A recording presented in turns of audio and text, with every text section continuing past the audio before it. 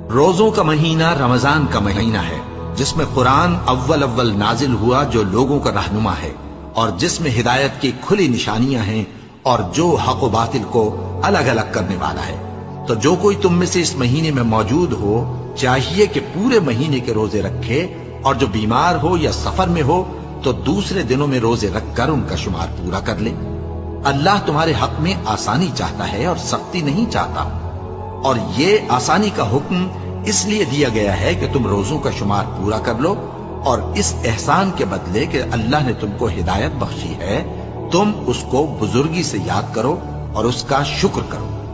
اور اے پیغمبر، جب تم سے میرے بندے میرے بارے میں دریافت کریں تو انہیں معلوم ہو کہ میں تو تمہارے پاس ہی ہوں۔ جب کوئی پکارنے والا مجھے پکارتا ہے تو میں اس کی دعا قبول کرتا ہوں۔ تو ان کو چاہیے کہ میرے حکموں کو مانیں اور مجھ پر ایمان رکھیں، تاکہ نیک رستہ